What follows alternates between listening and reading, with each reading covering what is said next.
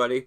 I'm so excited about this album we're going to talk about on Vinyl Fetish today. So if you don't know, we're doing 100 albums that must be in your collection, 100 albums that matter, 100 albums that I have deemed worthy of seeking out and playing and living with. And we are talking about the third Waterboys album, This Is the Sea. Comes out 40 years ago this month, September 1985.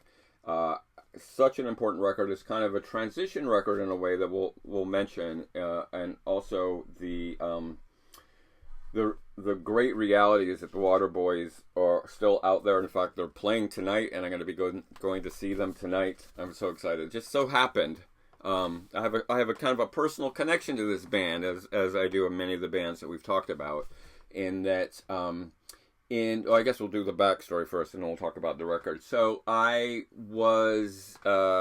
became friends with this young Irish lad named Stephen Wickham, violinist, who, when we met, had just recorded with U2 and played the violin on Sunday Bloody Sunday. We became friends. I started hanging out in Dublin with him, spending my summers living on his floor. And the band he was in at the time was called Into a Nua. And the summer of '84, they did a great show opening for Bob Dylan. I think I might have talked about it. And I got to be the drum roadie. And then we were in London. They were signing a deal with Island Records. And we were in the headquarters of Island Records in London. And on the wall in Island is a just giant kind of whiteboard that lists all the releases that are coming out, the chart positions of all the albums that have been out. It's just sort of like a big game plan of all the Island Records releases. So we're in there to sign this deal, and I see this guy with this big poofy hair standing in front of it by himself, just sort of looking at everything on the board. And it was Mike Scott of the Waterboys. And at that time, they had their second album out, A Pagan Place. That was a great record. And the second record was where Mike brought in Carl Wallinger, this great songwriter, multi-musician guy, to sort of partner with him on the record. And that album has so many great songs on it. And so there he is. And I'm like, I worked in a record store, so I know, because Mike is always the sole picture on the cover of the album. It's just not a picture of the band. It's always a picture of Mike Scott. And I was like, there he is. And I kind of was like, but Stephen and Mike didn't know each other until a little bit later, in the following year, when Mike was recording the third album, This Is the Sea, this one. And he invited Steve to play on a song called The Pan Within. Brilliant song. So Mike was still doing another record, still the sole picture on the cover of the album, and was putting together this record. He had something like 35 or 40 songs written for it, and he settled on these 9 tracks that ended up being on the record, but were a broad variety of songs that touch on the spiritual and touch on love, but in a personal way, but also a grand way. Like this, that was the river. This is the sea.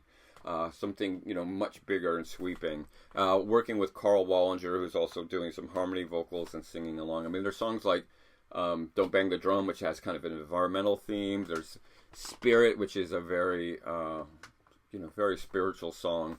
There's some very Dylan-esque. Like Be My Enemy is very Bob Dylan, 1965, and The Pan Within. But the big song on this record that everybody knows is The Hole of the Moon. You saw the crescent, I saw the hole of the moon, which allegedly people have said is about Nicky Sudden, the great musician who passed away. Nicky, who I got to know in the late 80s. There were rumors it was about Prince. Apparently, Mike has said it's definitely not about Prince, but it's just wonderful song about dichotomies, that you see it this way. I only saw it this way, but you see this much bigger picture to it, and it is thought-provoking. You're like, oh my gosh, like there's so much more to the world that I could see. In fact, I should scroll some of the lyrics down so you can kind of see the power of these lyrics. The video for it is great because Steve, my friend Steve, plays violin in the video, even though he doesn't play on the record. And he's wearing my Night Porters t-shirt. I gave him a Night Porters t-shirt, this band that I kind of helped manage in Atlanta. And that made MTV and everybody in Atlanta was like, yeah. So there was a really great connection. this kind of created a kind of pinnacle of the rock phase of the first three albums of the Waterboys. And then Mike fell in love with Dublin, and he just sort of set up shop in Dublin and started working on the next record and making the Waterboys into more of a band. So he had Anton Thistlewhite, who was a saxophone player, who sort of, is on the cover of the record with Carl Wallinger. So he's in the band. Steven is in the band. There's a drummer, and they're setting up and pulling together all these songs, including a lot of traditional Irish stuff, which Steve was good at bringing in, some American stuff. And, I was coming over every summer with like cassette tapes with Hank Williams and all this great American stuff that they were just devouring, and some of which went into the recording sessions for the next record. And just living there on I think it was on Rathmine Road in Dublin, and watching them put together this next record, but they just kept working on it and working on it and working on it. The highlight for me was maybe the summer of 86 or 87. Mike taught me how to play This Is the Sea on the guitar. It's just 2 chords, and I practiced all afternoon. That was the river, this is the sea. And so Mike, Steve, and Anton come in. They just walk down the street with their playing their instruments. Steve playing his fiddle, Anton with his sax, and Mike with his guitar. They're just walking down the street. So this is what you would see in Dublin in the 80s. It's just the Waterboys walking down the street playing because they were coming from the studio. And I'm in there bashing away at This Is the Sea, and they all walked in the door, and they just joined in with me, with Mike doing his woo-hoo-hoo. So I was in the Waterboys for about 2 minutes. It was pretty epic. But then finally in 1988, like this is a long period of time, right? Because this comes out in 1985. Finally in 1988, we get the Fisherman's Blues record, this epic record that is this musical jukebox of all these musical influences, including the American music. And now, we have a full band on the cover, including a few roadies on the cover. So it's much more than just a Mike Scott project. It is the coming together of all these amazing musicians and the time they spent in Ireland, just soaking up so much. And so, there's a Van Morrison cover on there, and there's just so much depth to it. So this is seen as like, I don't know, maybe like the Sgt. Pepper's of the Waterboys. I mean, it's really the magnum opus, is that the right term? That a lot of people gravitated to, and it became so many people's favorite album of the 1980s. It's so brilliant. It stands the test of time that it really showed the labor of love for all this music that was coming their way. But it really kind of has to leap off from this record that was the kind of end of the rock phase, but the attempt to be both spiritual and kind of musically diverse, bringing all these things. Carl Wallinger left after this project. He wasn't in the Waterboys anymore. He went on to form World Party, which had a great record, did some great stuff with Sinead O'Connor, who we'll talk about also.